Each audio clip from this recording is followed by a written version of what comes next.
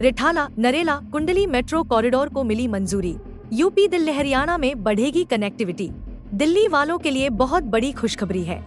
उत्तर पश्चिम दिल्ली वालों की तो सचमुच लॉटरी खुल गई है। रिठाला नरेला कुंडली मेट्रो कॉरिडोर को केंद्र सरकार ने मंजूरी दे दी है।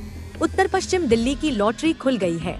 केंद्र सरकार ने रिठाला नरेला कुंडली मेट्रो कॉरिडोर को मंजूरी दे दी है। रिठाला नरेला कुंडली मेट्रो कॉरिडोर का निर्माण 6,231 करोड़ रुपए की लागत से किया जाएगा। इसमें दिल्ली की ओर से अनुमान 5,685 करोड़ रुपए और हरियाणा की तरफ से 545.77 करोड़ रुपए खर्च किए जाएंगे। दिल्ली की लागत का लगभग 40% केंद्र सरकार वहन करेगी।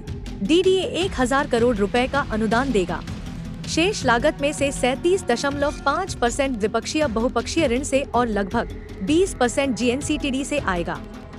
हरियाणा की तरफ से हरियाणा सरकार 80% अनुदान प्रदान करेगी। शेष 20% केंद्र सरकार द्वारा अनुदान के माध्यम से आएगा।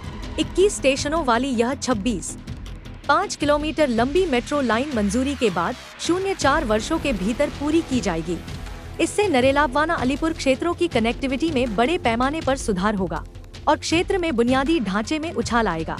यह नरेला वाना के विकास को गति प्रदान करेगा और रोहिणी की लंबे समय से लंबित आवश्यकताओं को भी पूरा करेगा।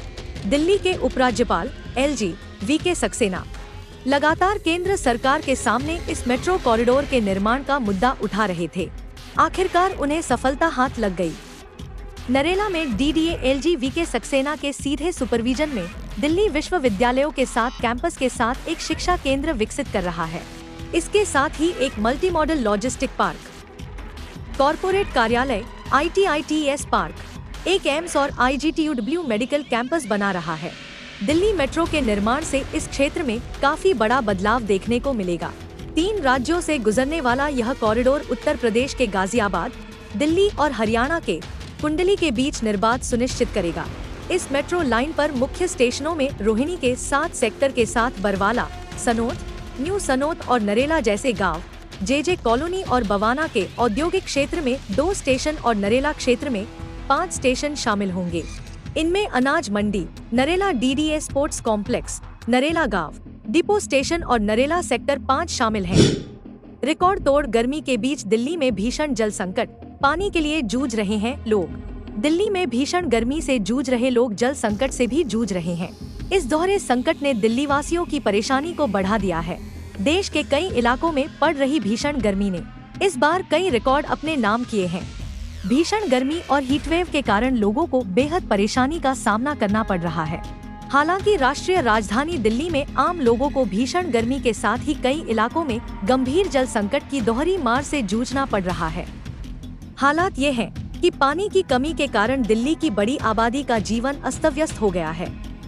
ऐसे में बहुत से लोगों के लिए पानी के लिए दिन भर परेशान होना सबसे बड़ा काम रह गया है। दिल्ली के मुनक नहर और वजीराबाद पौंड दोनों ही स्रोतों में पानी की कमी की वजह से वाटर ट्रीटमेंट प्लांट में पेयजल का प्रोडक्शन कम हो रहा है। दिल्ली में पिछले 1 हफ्ते से पेयजल का प्रोडक्शन लगातार कम हो रहा है। प्रभावित क्षेत्रों में पानी की आपूर्ति के लिए दिल्ली जल बोर्ड ने पानी के कई टैंकर तैनात किए हैं, लेकिन वे आवश्यकता को पूरा नहीं कर सकते हैं। शीर्ष अदालत ने बुधवार को कहा कि दिल्ली में लोग पानी की कमी से जूझ रहे हैं। पानी की बर्बादी और टैंकर माफिया को लेकर सुप्रीम कोर्ट ने आप सरकार की आलोचना की और जानना चाहा कि बार बार होने वाली समस्या को कम करने के लिए उसने क्या कदम उठाए हैं।